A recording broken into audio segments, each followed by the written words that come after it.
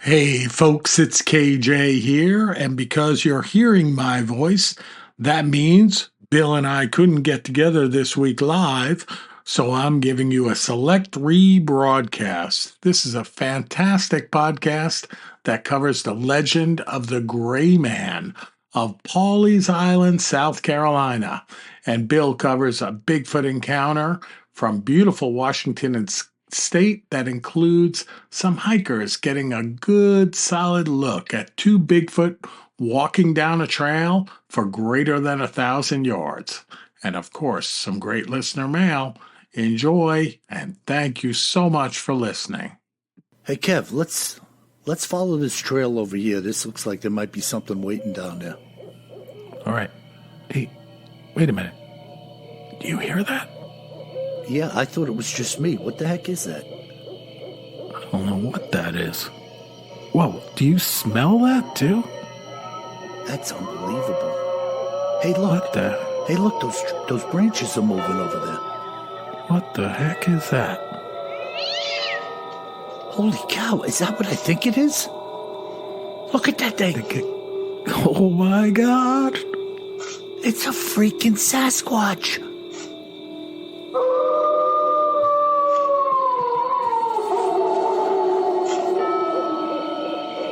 Welcome to the Bigfoot Terror in the Woods Sightings and Encounters podcast.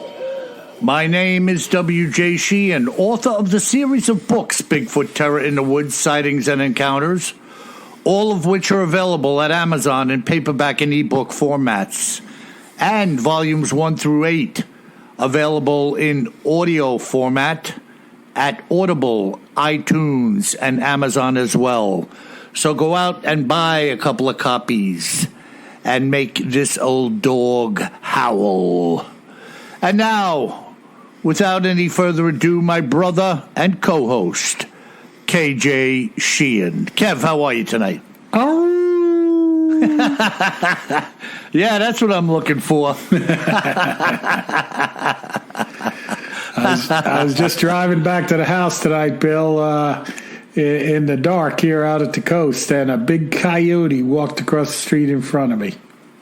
Wow, how big is big? Like a Labrador Retriever size. That's good size. Not a jumbo, but that's pretty good size. Yeah, well, could certainly make life interesting for you if it snuck up on you and started snarling. Yeah, I was happy I was in the truck. Yeah. I don't know how those people, I don't know how those coyotes react to people. Can they be ornery? Generally they're afraid of people, but they do have to eat. Yeah. And it's pretty fascinating. Like, I hadn't experienced coyotes until I have the house out here. And we're right on the edge of federal land here, federally protected land, and the ocean's, in the other direction. And because it's federally protected land, like, there's no hunting at all.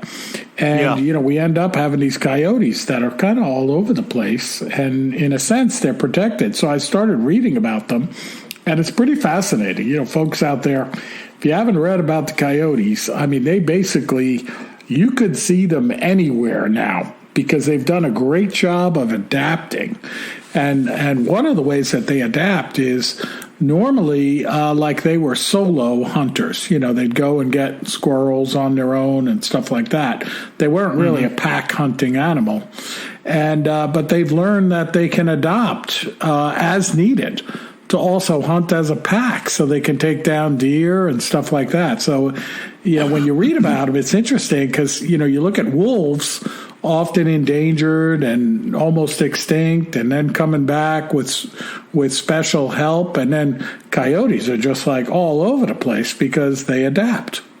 Yeah, I saw a trail cam photo one day of on a trail cam. I couldn't tell how big this coyote was, but the camera caught it with a small, what do you call a small deer? A fawn. Yep, baby fawn. Yeah, patted around the neck, carrying it away. Oh, yeah. Yeah. So, they can attack another dog or even a baby if you left it out in the yard. Yeah, and I've seen them as big as like a good-sized German Shepherd here. Yeah. Yeah. And you got to watch yourself. You got to watch yourself. They're wild animals. Oh, yeah. And they're stealthy critters, too. Like, the times I've seen them, other than being in the car, like I'll be walking down the road at night right near the house here, and you get a feeling that something's looking at you, like we talk about all the time with the Bigfoot sightings, and you just kind of stop, look to your left, and there's a big coyote standing there. Yeah, they remind me a lot of a large fox. Oh, yeah. That kind of wily critter, you know. I mean, we have fox, too, but the coyotes, man, they're bigger critters. Oh, yeah. Yeah, no doubt about it, you know. So what do we have tonight, bro, in our cryptids in the news? Yeah, and other we're not oddities? talking about coyotes, actually. We have a really interesting story tonight, and we're going to get the creep on with the gray man of Pawleys Island, South Carolina. Oh, isn't that interesting? Yes. The gray man. This is kind of a cool ghost story, but people have seen them pretty recently that we'll cover. And this story I'm going to quote from comes from WCBD from South Carolina, which is Channel 2 down there in South Carolina. And, the lead into the story is that those who live in the low country out here in South Carolina, when they see a ghost, and specifically when they see the gray man walking along on the beach, they know it's time to leave the coast. Wow. And the theory is that the gray man appears when there's a hurricane coming. Oh, isn't that interesting? Yeah. How long has this been going on? Yeah, so interesting question. So it goes back, the legend of the gray man goes back to 1822. Wow, that's a lot, 200 years ago. 200 years ago. And then they've seen him as recently as 2018, right before the big Hurricane Florence hit here in South Carolina and North Carolina, where I am. Wow. Who recorded that? Who took note of the fact that it was seen just before Florence? They just talk about it, that people see it, and then they're like, okay, what's going on? So let me tell you a little bit about the story here. Okay. So it is a love story, okay? And basically there was a young man who had been at sea for a very long time, and he was traveling from Charleston to see his fiancée to ask her hand in marriage, not manage. Uh-huh. And she was up in Pawleys Island, which is not that far from Charleston, relatively speaking. And, basically there was an approaching storm, and this gentleman thought that he'd shorten the trip, and with his horse, he'd take a shortcut through the marsh just outside of Pawleys Island, right? He wants to see his fiancée, and he takes a little shortcut through the woods. But the water and the mud is so thick that it ends up being like quicksand. So down there in South Carolina, they call it pluff mud, Pluff. And apparently this mud sucks him and his horse under the surface, killing them. Oh, what a way to freaking go. Yeah, awful, right? Yeah. Yeah. So, his fiancée gets word of her lover's death and how it all happened and stuff like that. And, of course, she's devastated, right? You can only imagine. And she starts to take regular walks to the beach to clear out her head, right? She's devastated, loses her fiancé after waiting for him while he's away at sea for a long time, and then he dies this horrific death. I would imagine nobody found him. Like, how did they know he got sucked? Yeah, I guess they found him to be able to know what happened to him, Or they saw the tracks maybe going into this area where they knew there was this quicksand-like pluff mud, right? Oh. Who knows? Oh, yeah, what a hideous thing, quicksand. Yep. And then, so she'd be walking on the beach on a regular basis, and the one time she comes across this man standing in her path. And she says, that the man was familiar and he was dressed in all gray. And as she got closer to the man, she recognized the face of the man as her lover, her fiance. Oh, boy. Yeah. And knowing, that her fiance was indeed dead, she starts to ask questions of the man. And the man doesn't really tell her anything other than that she should leave the island immediately because a serious storm is approaching. And then he disappeared. So wow. the woman rushes home, tells her family about the experience, and they end up actually believing her and heeding the warning. They gather some of their belongings and head off to the island into inland South Carolina. And very soon after, that whole area was lashed by a vicious hurricane. And then coincidentally, only one home was untouched, and it was hers.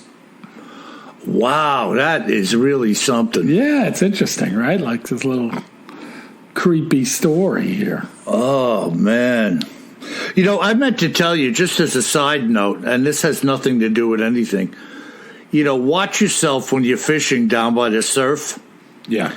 Because the sand that you're standing in with the water, it can get water soaked and can kind of suck you in. Before you know it, you could be up to your crotch and stuck in your waders or whatever, I've had it loosen up around me a couple of times and just stepped away, Yeah, I know I've seen some trucks out here on the beach that, of course you never should go down below the surf line with a four-wheel drive vehicle. But people do, and they go down, low tide, they go below the high tide surf line. And once in a while, they'll drop 4 feet into an unseen hole. Yeah. Lose the whole front end of the truck. It's pretty creepy when that starts to happen to you because you realize how quickly it could turn. And when I hear about this pluff mud, I mean, you just can't imagine going in and realizing I can't even get any footing and you're sinking. Man, could you imagine suffocating in mud? Oh, my God. Awful. And you're there with your horse and the horse is struggling. And yeah. I don't know if it's true or not, but they used to show it on those old Western TV shows and that where they would say the key is not to struggle, to kind of stay still. Now, again, I don't know if that's true or if that's hogwash. Yeah, and you used to see that in the old Tarzan movies, right? They'd be in the jungle. Yep. Get stuck in the quicksand, and exactly. Oh, my God, what a way to go. So coming forward, other people have seen this guy through the years, huh? They have, and they've filmed specials on this with TV shows like Unsolved Mysteries, where they have interviewed some of the modern-day folks that have seen the Gray Man right before, some of these big hurricanes like Florence. And, it sounds a little crazy, that people would leave just because someone told them to leave. But you remember, it's like, excuse me, it's not that long ago where people basically had no warning of hurricanes coming. Because, you think about it, oftentimes, you can even see it on the Weather Channel these days, right before the hurricane, the weather's beautiful. Yeah. It's like a sunny and that's day. A lot of these boat wrecks, where these guys try to come up with the treasure, those guys were completely unaware and they were relying entirely on the wind. Yeah. All of a sudden you're out in the middle of the Gulf or wherever you are, rounding Florida, the Bahamas, and you see a storm on the horizon and you're not thinking it's a 150-mile-an-hour hurricane. It could just be a thunderstorm, No, but then also it's even worse, these folks that are on the land, not worse than being at sea, but worse in the following way that, the storm comes and then the eye of the storm comes and they think it's over. So they kind of unbatten the hatches, so to speak.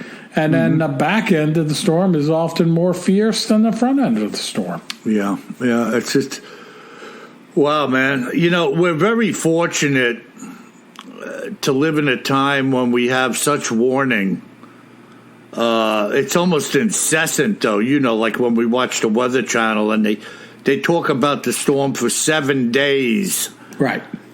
Before it hits. So, I mean, you'd have to be a fool not to at least touch base with the weather and see what's going on.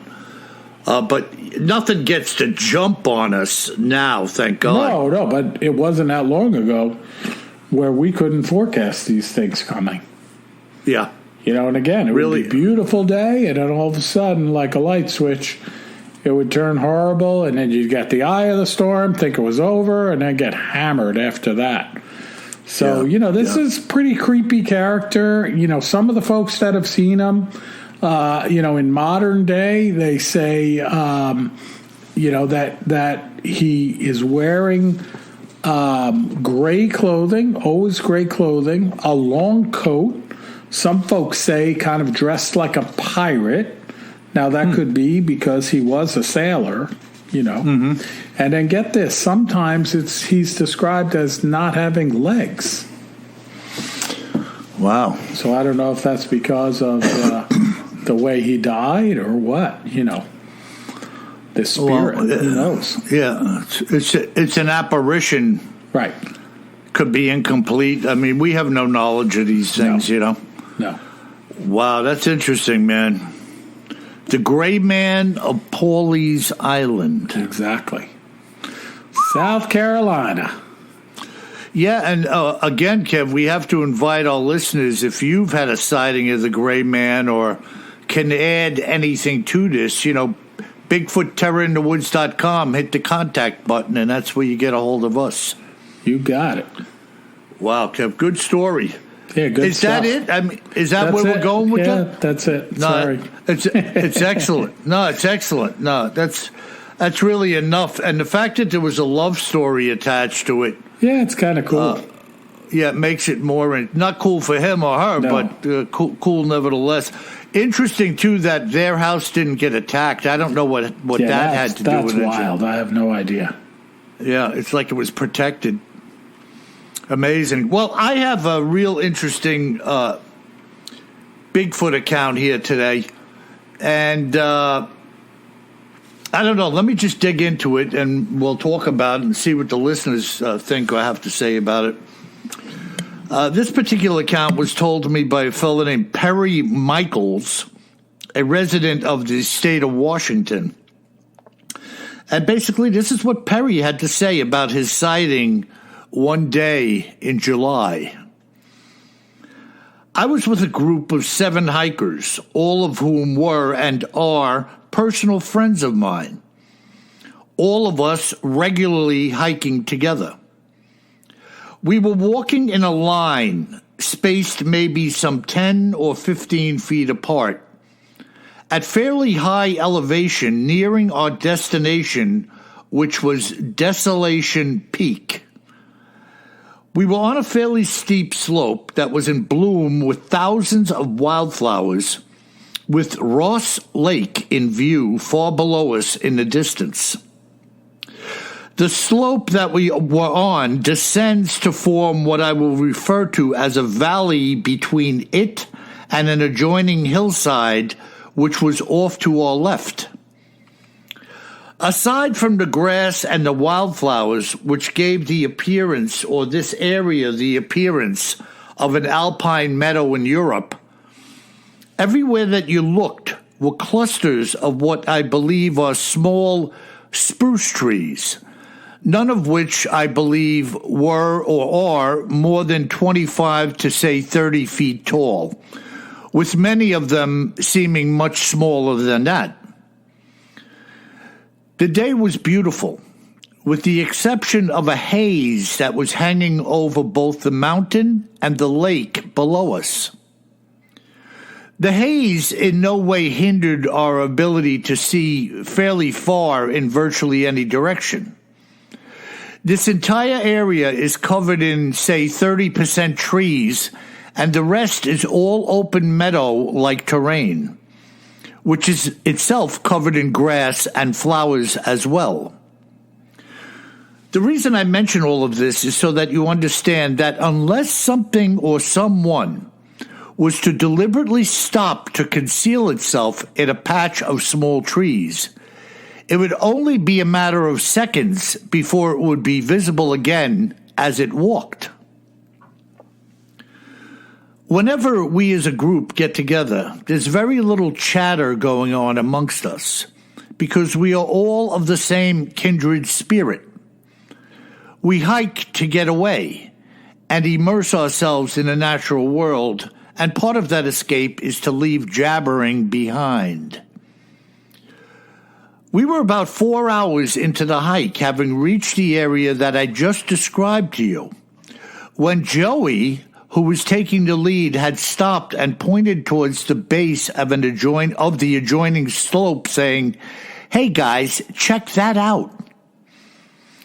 From our position, we were more than likely 1,000 feet higher, looking down across this valley at two figures walking in single file below us on the opposing slope.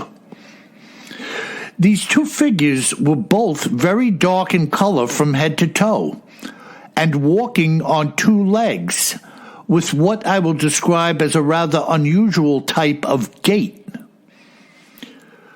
Both Joey and I were carrying good field glasses. The two of us brought both of the creatures into focus, immediately realizing that what we were looking at were two Sasquatch.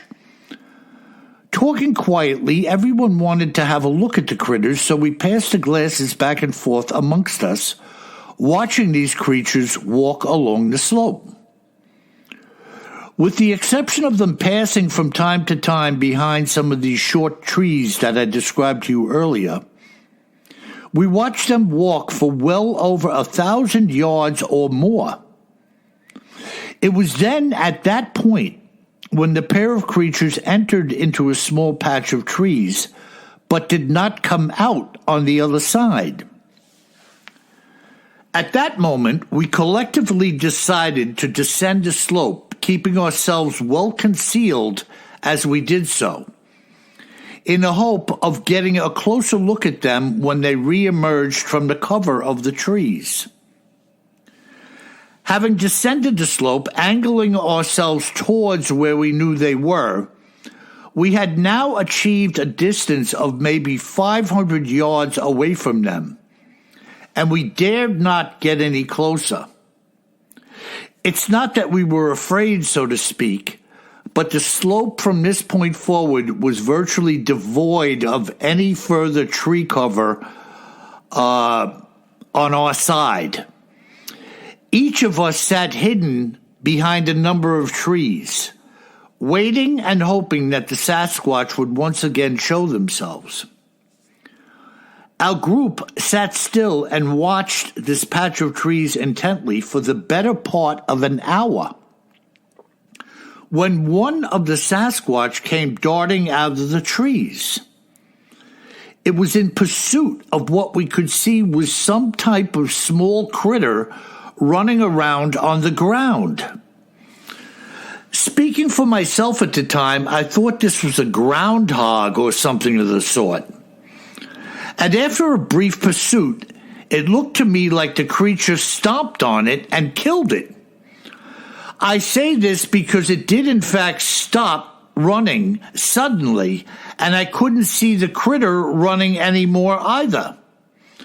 With that, the creature reached down to the ground and lifted something into the air, which to my eyes was in fact a dead animal. With that, it re-entered the cover of the trees, and some 10 minutes later, both of them came back into view. I put my glasses on them squarely and could see now that they were both holding at least several of the same type of animal in their hands. Initially, as we waited, we were all wondering what they were doing in this patch of trees for an hour. However, now we know they had gone in there for a reason. There was obviously some type of den or burrow in there where they acquired these animals. Perhaps they were waiting at the entrance, or even digging it up, which is something we will never know. What we do know is what we saw. They had come empty-handed and were leaving with both hands full. The two of them casually began to retrace their steps back in the direction from where we had first seen them. Using the average tree height around us as a gauge, I estimated they were somewhere between 8 and 12 feet tall. Of course, we had no way of really telling, but they were certainly very tall and broad. At one point, as we were walking, the one taking up the rear actually kind of swatted the one in front of it with one of the dead critters on its back. To me, it looked very much like a gesture of kidding around, like you or I would do with each other. The entire sighting was obviously something that none of us would ever forget. And I have to say to you that up until that point in my life, I hadn't really given their existence much thought. Having seen the pictures and heard the stories, it was more or less a meaningless thing to me as to whether or not they did or didn't exist. But after that day, my viewpoint and outlook has obviously changed dramatically. These creatures are in fact real, and now the 7 of us know it for ourselves. What do you make of that, Kev? Little groundhog hunting. Pretty impressive. 7 people seeing them for so long, right? Yeah, and greater again, than 1,000 yards. They had altitude on them when they first sighted them, right? He said they were like 1,000 feet above them. Yep. Which reminds me of that, was it Alaska, that footage we saw a long time ago? Yeah, when they were out on the snowfield, like on the mountainside. Yeah. Yes, and they saw that little black creature in the distance just kind of... I think it was up in British Columbia, near Alaska, but I'm just going by memory. But I was thinking about the same thing, Bill, where it was a bunch of hikers on the ridge, and they're looking, and they're like, what is that? Yeah. And they're looking at it with the binoculars, but in this case, you had two Bigfoot. Yeah, real interesting. And, of course, dark head to toe. Anybody in their right mind at that point knows you're not looking at a couple of hikers. Come on. No. And it also reminded me of that account. And this is why I do accounts periodically, folks. I do repeats or rerun. Because, first of all, I love them. Second of all, there's always new people coming. And third of all, Bigfoot and the discovery and discussion around Bigfoot is all about repetition. It reminds me of that account, Kev, if you recall, where that guy heard the whacking or thumping on logs, however he described it, and he wound up pulling down, he saw that Bigfoot knock down that dead tree and grab the, what was it, a possum? Yeah. From inside the tree. Yeah. Yep. Like he was listening to it, to hear inside that something was in there, that. So these guys, I mean, you think about it. Think about how a cat stands by a mole's hole or a mouse hole and waits. Oh, yeah, they're patient. Yeah, they could have been sitting there and then took their big mitts and started ripping the den apart, grabbing them as soon as they tried to snap at them. Yep. Just incredible, huh? Pretty wild. Yeah, I mean, it's good stuff. And, folks, by the way, if you've seen something, say something. Again, you can get us at BigfootTerrorInTheWoods.com, the contact link. And I'll be in touch with you, man. I want to hear what you have to say, and that's how these things come about. 100%. That's super cool, Bill. And that was in beautiful Washington State, where I lived for 4 or 5 years. Pretty cool place. Did you ever hear of Desolation Peak? There's a lot of names out there that are like that, kind of these bleak names. So yeah, it sounds a little familiar. Yeah. Yeah, and Ross Lake, Ross. That doesn't sound familiar, but yeah. I would imagine there's a lot of lakes up in the woods up there, too. Yeah. Interesting, though. Very interesting. And another great account of Bigfoot actually being seen somewhat on the hunt, right? A little different way. Absolutely. Chasing those little groundhogs. Yeah, or whatever they were. Who knows? Maybe, some type of critter. Prairie dogs, whatever. How about his estimate between 8 and 12 feet? I'm glad you mentioned that, because the 12 foot is like, oh my God. That's like Godzilla.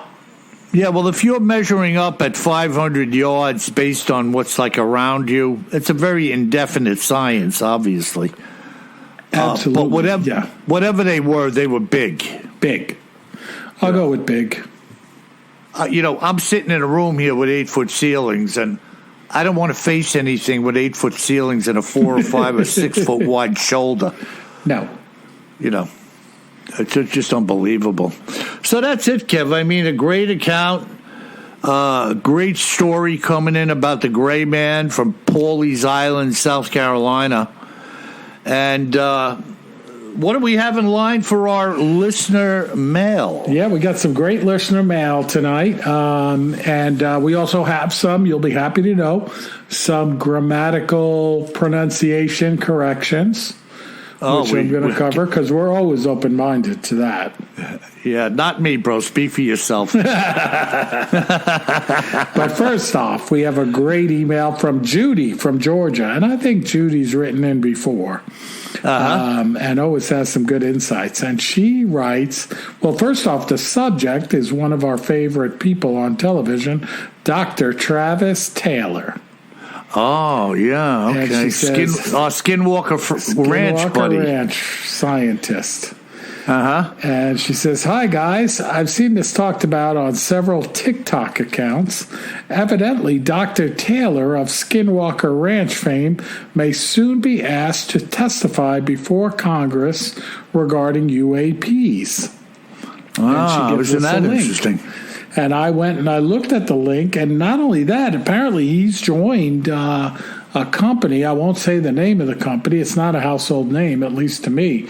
But this company is hiring a couple of these high-profile folks that have usually worked in the top secret space to work for them, this private company. And, there's speculation in the news about the fact that maybe they're trying to capitalize on learning about some of these new technology from these potential UAPs. Huh. Yeah. Well, good luck with that. I mean, if there's something we could use, I think there's already people using it. Yeah. But so Judy goes on. So thank you, Judy. She put that link in, which I hadn't heard about, and I am a fan of Dr. Travis Taylor. And then she finishes up by saying, always enjoy your work and never miss an episode. God bless you both, and prayers for Paula. Judy from Georgia. Good job, Judy. And I believe that's Judy with a B. I know Judy. I know the name. Oh. And you're right. I believe she has contacted us in the past with a couple of different... I think so. Yeah. Yeah, blurbs. And see, this is an interactive show. I don't think everybody buys into that, but we do have a tremendous base and quite a few people who chime in regularly, sharing data and tips and interesting blurbs with us, and we follow up on them. Oh, yeah, and I really love, 157 episodes in. I love to hear from you about other cryptids and other oddities that you want us to look at. Yeah. So there's no doubt about it. I think I've only repeated one, and that was my beloved Spring-Heeled Jack. I just can't get enough of Spring-Heeled Jack, so there might be a third episode soon. Yeah, and how about that dude that chimed in? And what was the terminology you used for those guys that are basically gymnasts? Yeah, the gymnasts. I forget what it's called. I never heard of it before, but then I went and looked. Like, they practice doing this jumping and stuff like that. Yeah. Wow. They're fairly adept at and work hard at the craft, Yeah.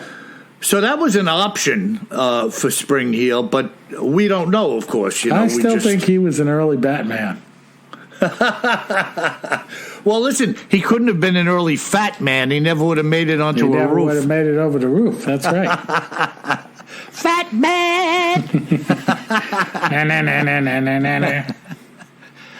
All right. All right, and as promised, we got some help with pronunciation from Preston from Colorado. And Preston says, cool to hear you mention Canyon City. I was just listening to your new episode. I love you guys. But not to be a jerk, just for your own knowledge, Estes Park is pronounced Estes Park. Can we trust this guy as being some type of authority? I don't know.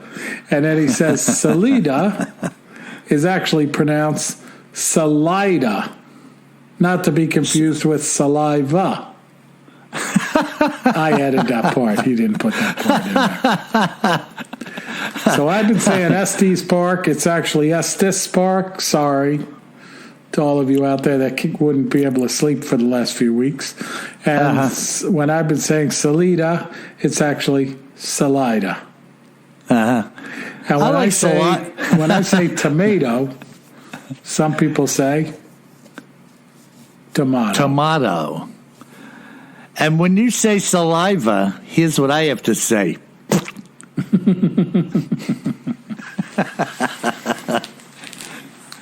Let me say that again. And another email from a recent podcast from Eddie. And the subject is Cathedral Spires Trail, Custer State Park. Here we go. Yeah, and he says, hi, Bill and Kevin. Look forward to the show every week. As you suggested, I'm one of those guys who listens while cutting the grass or doing other work around the house. Just heard the latest show and enjoyed the account of the South Dakota sighting.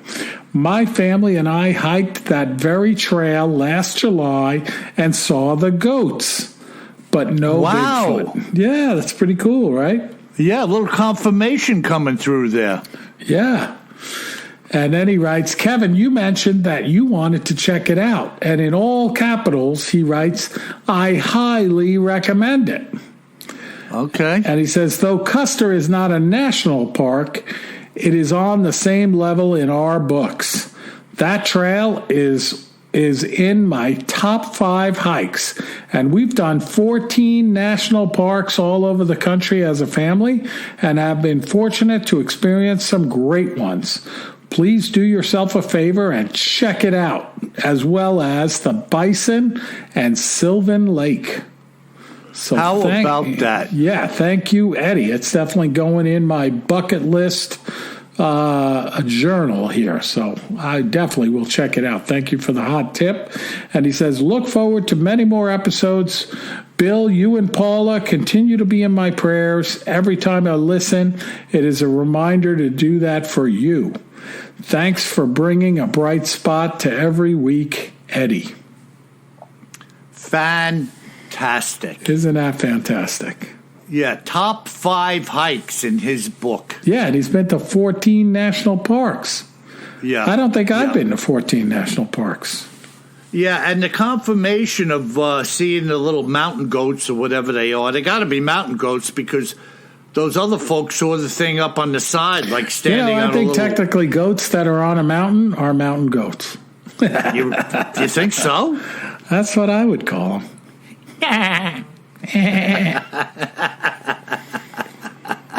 All right, but one of your favorites is coming up next from Brad. Okay. And he says, greetings, KJ and WJ from Indiana. Yeah. I'm that one listener who would always write in asking you if you have both seen Expedition Bigfoot episodes. I'm happy to say that I will no longer annoy you with that. I was curious if either of you have seen or heard of Survivor Man Bigfoot. Oh, yeah. Yeah, it's with Les Stroud, an outdoor expert. And in, I think, 8+ episodes, he decides he wants to go out and find firsthand evidence of Bigfoot.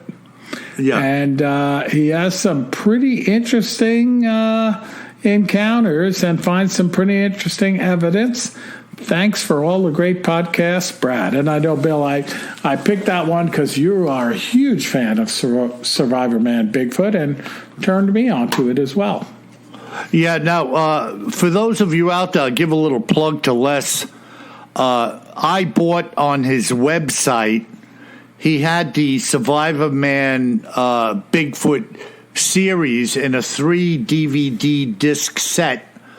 Nordag, Radium Springs, The Legend of Klemtu Hill, Giants of the Forest, Where the Myth Began, Mystery of Bigfoot Mountain, The Smoky Mountain Sasquatch, Searching the Southwest, and The Hidden World of Bigfoot.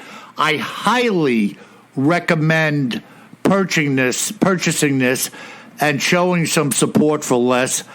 I'm not of the mindset that he was a skeptic. Unless if you're out there, I love you, brother. I kind of thought he was playing that a little bit. I got a feeling he's pretty convinced that something was out there, and he just wanted to see if he can produce more evidence. Well, I'll tell you what, he's definitely brave. When he's out there at night sometimes by himself, basically, in the middle of nowhere. What do you think if he turned around? He's got like a Ruger and a Colt 45 or something that we're not seeing? Yeah, maybe a howitzer. Launching some shells across yonder. Yeah. Maybe he's got a sawed-off pump on a sling under his sweatshirt on his back, Oh, my God. Yeah, good old Les, man. Yeah. I really... I wish a dude like that would open it up again. Somebody would finance him to start over and do it all again. Absolutely. Excellent resource. Did a fantastic job with that show. And, geez, I was almost in tears when it wasn't on anymore. There's some things in life you just wish would never end. I'm with you. I could have watched Les Straub going in and out of locations, looking for Bigfoot for 20 years. And, again, you say the guy was very brave, and knowledgeable. Yeah. And in his DVDs, the one story, he was with that guy who was leading him into, I believe, Alberta, where he said he had numerous encounters with Bigfoot. And that dude was the one who said he found boot tracks, and that one night he was making a fire and heard automatic weapons open up for like 60 seconds. Whoa. Yeah, can you imagine how much lead automatic weapons could lay down in a minute? They're throwing some lead, that's for sure. Yeah, and then he heard a helicopter coming, never saw it, blacked out, and it was going in the direction of where the gunfire came from. Wow. And the insinuation was that he believed that some governmental entities were taking out Bigfoot. Wow. Yeah, that was kind of freaky. Yeah, that qualifies as freaky. Yeah. Well, what do you say about that, Yeah. But, crazy, man. We did see in Expedition Bigfoot, those copters were hanging around them on a few different occasions, Yeah, in the middle of nowhere. Were they looking at them? Were they looking at something else? Were they just practicing and flying around our night maneuvers? We don't know. They don't know. Interesting, though, huh? Yeah. Well, good podcast, Bill, as usual. And, folks, thank you for writing in. Thanks for those great 5-star reviews, too. If you haven't left us a 5-star review lately, please do so. It is virtually the only way we have of attracting new listeners to the podcast, are those 5-star reviews. And if you want to leave a written review, too, we read all of them and love hearing from you. Yeah, and who's that guy's name? Preston? Oh, Preston with the pronunciation? Yeah, was he the one that was on the Cathedral Spires Trail? No. That was Brad. Eddie. Oh, Eddie. I got them all mixed up. You're all mixed up. At least I remember all the names. You did remember all the names. I'll give that to you. But listen, folks, if you should find yourself in South Dakota, stomping around on the Cathedral Spires Trail, you better remember one thing. Always carry more gun than you think you're gonna need. Sleep tight.